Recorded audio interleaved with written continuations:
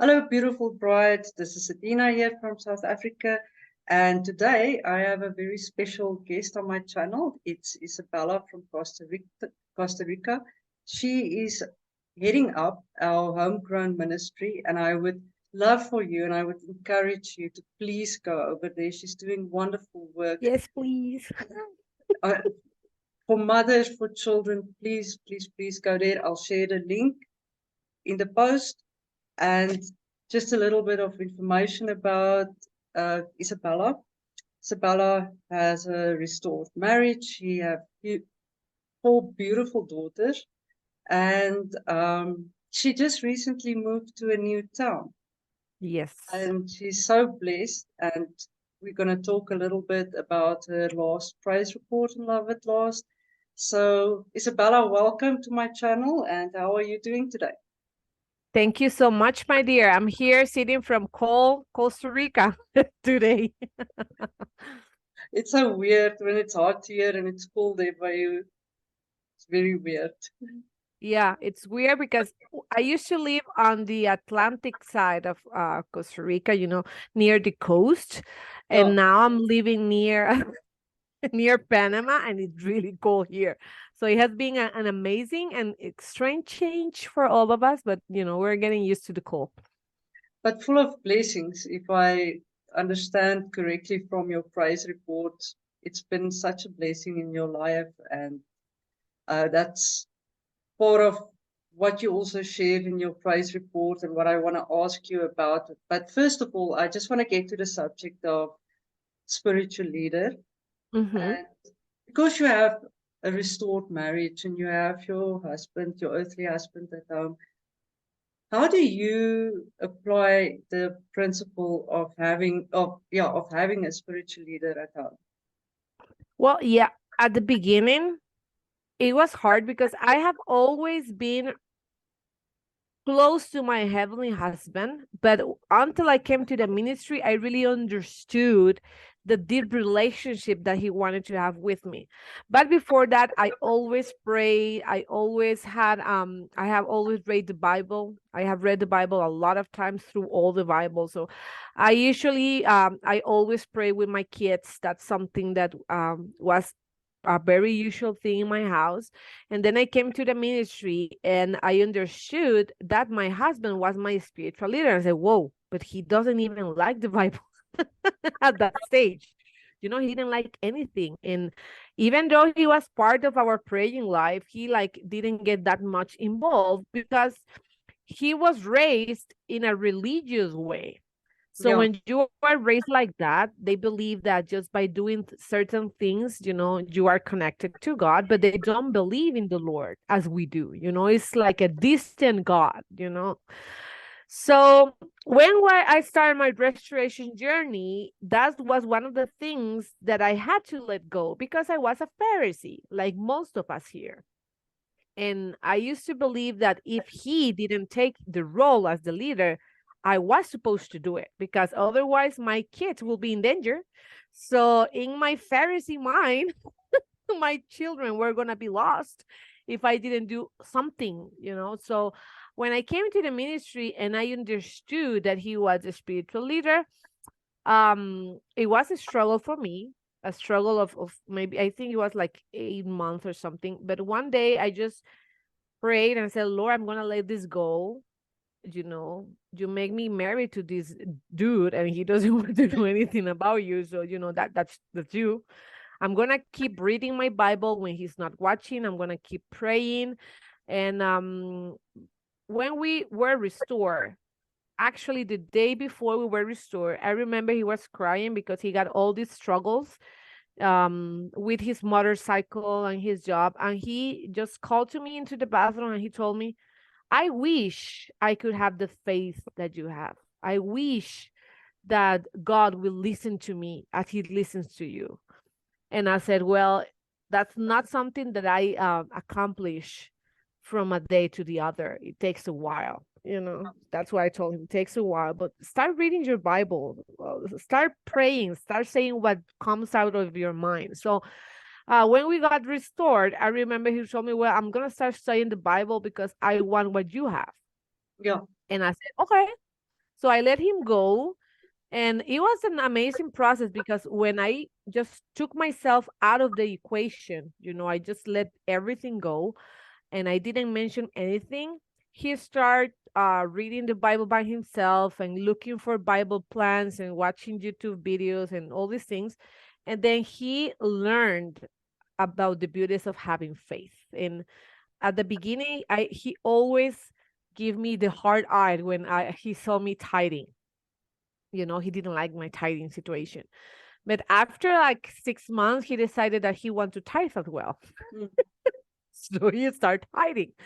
Uh, and when we both start tithing, our finances got really better. So he saw a complete change in our financial situation. He got a really stable job in cooking, which he loved cooking. So there's a lot of things that happened to him in which the Lord was showing him how much he loved him. So Mm. he decided to believe in the Lord. He decided to, take that leap of faith and just step himself a part of Monday situation. But I didn't have anything to do with that. So that's what I really recommend you guys to pray and just get out yourself out of that, because sometimes we want to help the Lord, we are just getting in the middle. So just step back. That helped my situation. And then that make my life easier to follow him because he was already looking for the Lord and falling in love with the Lord. So for me, it was easy to look at him as my spiritual leader because now, for instance, he is the one who called us to pray in the morning and before we go to bed. He is the one who read the Bible to us and explain us the Bible verses. And when we have a situation with the twins that is almost every day, the twins are so energetic Yeah. to take it in the middle of so many situations. Um, he is the way he's got to call their attention is really actually really good because he calls them into the house and he opens the Bibles and he said, well, the Lord doesn't like this, and he read that to them and he tried to explain the things that they're doing with the Bible, which I don't have anything to do. Like, I mean, I just get out of the situation. And obviously he got good days as we do and bad days, but at Yeah. least he is being the spiritual leader. But it was a journey for me, guys. It was not something that happened overnight. And it was a desire of his heart because, as the Restore Your Marriage book says, he was one without a word. I mean, I didn't do, I Yeah. just Yeah. took myself out. And I remember that when he was in that path of being the spiritual leader, I didn't say anything. I mean, even if he said something wrong about the Bible, I just keep my mouth shut because I knew that my heavenly husband was working on him. And if I said something, he might pull back. So until this day, I don't say anything. And when he got his bad days, because he does, and he doesn't want to read the Bible and he doesn't want to pray, I just uh pray with the kids, Yeah. by myself. I don't say anything. I just go to their rooms and pray with them and just go back to sleep. Because I have tasted what Erin shares, that when we start doing everything, our husband just, they don't feel the need to help. Yeah. They don't feel the need to be the leader because we are the leaders. But when they see that gap happening, when they see that nothing is being done, that's why they step in. So that's why we need to, go down and let them go up. So in that way, that happened to me. And the beauty of everything was that at first he was going to his church and he was taking the kids. I am very blessed because he always respect what I have to say. So if I didn't want to go, that was okay with him. So I didn't. But he did take the kids, and like a month ago, I think he decided to let go of the church as well. So, and he came to me and he said, I don't want to go back to church. I don't need church to have a personal relationship with the Lord. I just need to focus more on the Bible and focus more in my praying life. and we can have our gatherings here, because the Lord's a promise of the Lord is that when 2 or 3 are gathered in his name, he will be among them. So he told me that's what we need. We just need us as a family, and we can study together and learn together. So that's what our family saw. That's what my praise was about. Yeah, I saw you said your grandma, your husband's grandma, couldn't Mhm. believe that your beloved hears your prayers without going to church and that your house could be your church. So that's exactly what you're mentioning now, is that you are basically having church at home. Um, Yeah. So at the beginning, we were really mocked, because here we are not well, obviously now we are, got it, but my husband has very Catholic backgrounds, and his grandma is a very devoted Catholic. So, for them and in their age, it's really important to go to church and, well, to masses and all the things. So when we start going to church, his uncle starts saying to us, "Oh, you got the enemy in your house. You don't want to, you are rebellious, you don't want to go back to the Lord or whatever." They start mocking us. So I remember he told them that promise. Well, when 2 or 3 are gathered in his name, that's a church. We don't need to go to a church to just reflect his love. We really need to read the Bible and study by ourselves and really grab his principles. So everyone got quiet, and then I usually share my praises and my struggles with people, well, my family, because I want them to see what the Lord is going to do.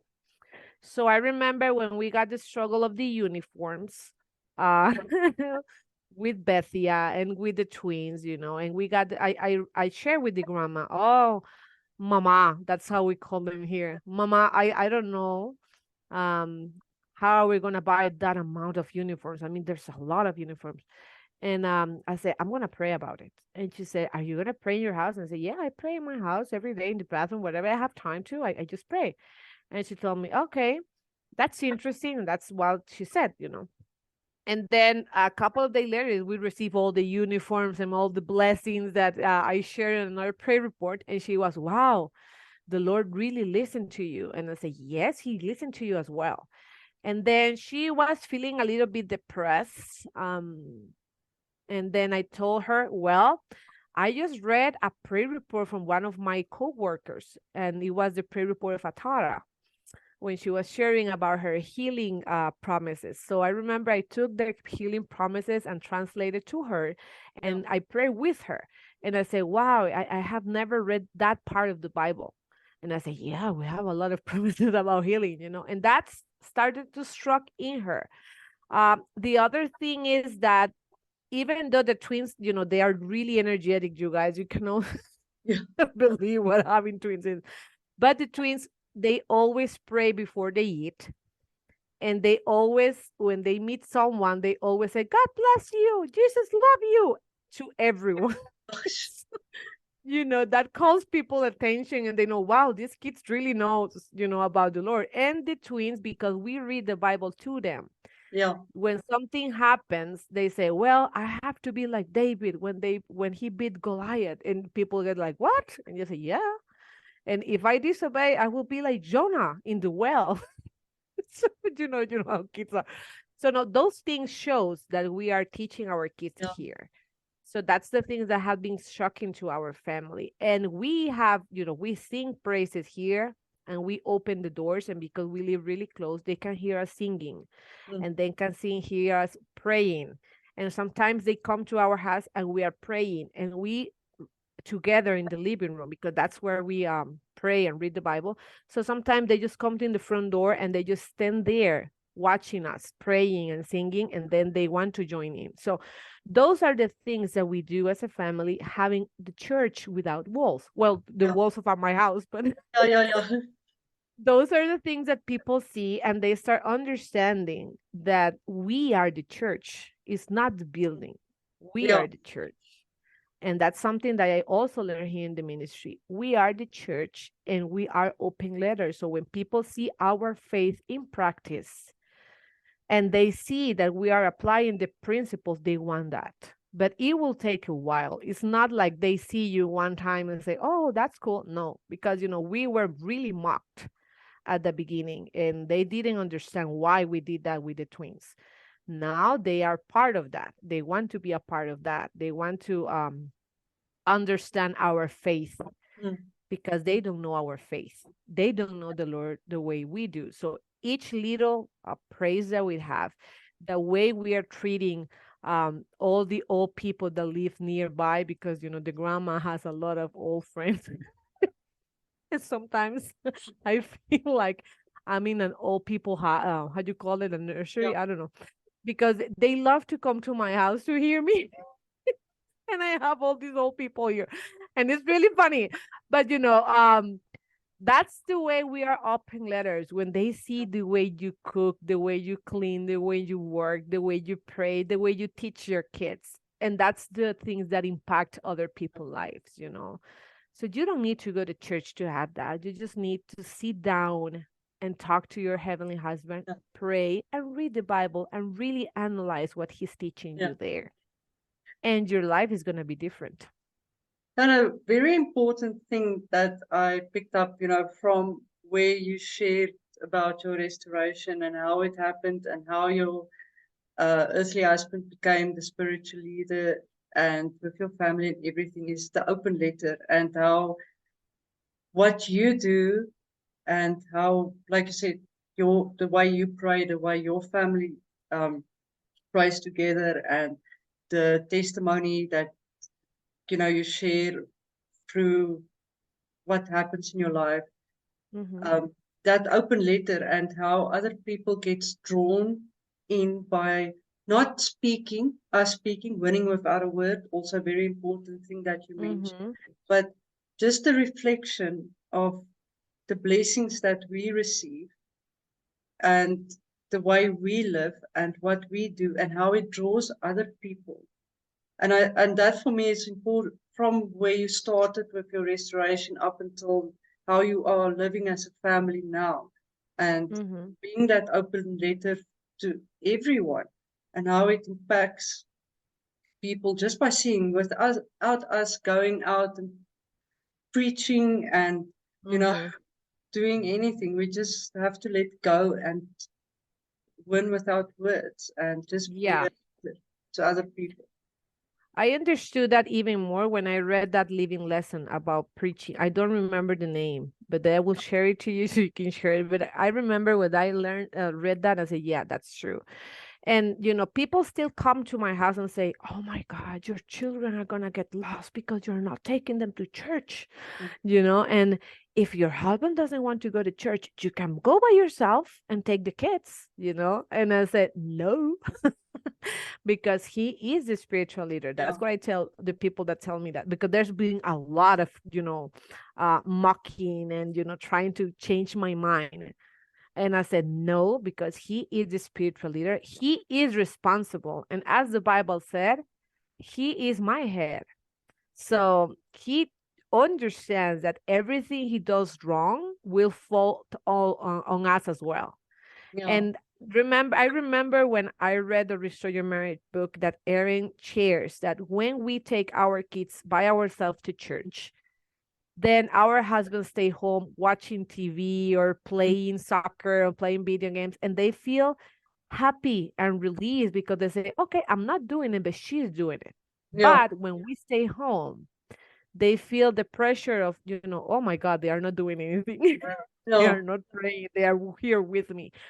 So that changed their mind. So sometimes it's really hard to follow the principles because we think that our kids might be in danger. They won't be in danger, because the Lord knows our cases. yeah, He is our best protection, as you share in your yeah, praises as well. So just trust in the Lord, because if you are following what He's teaching us, that our husbands are our heads, then do what you can at your house. Pray with your kids, read the Bible there, but yeah. don't go against your husband's will, because that's not what the Lord wants from us, No, And no, I can seriously say that my kids have learned more about the Bible and the principles with me in my house than in church, because sometimes in church they just go play around and they eat and they have their little friends. They don't even pay attention of the things they are learning. But when they are one-on-one with you, they are really listening to you. And yesterday, when I read Perla's praise about that she was teaching her daughter about the impatience, reading First Corinthians, and I said, yeah, that's why we are here, because that's the way the Lord wants us to teach our kids one-on-one, Yeah. and they can see our lives.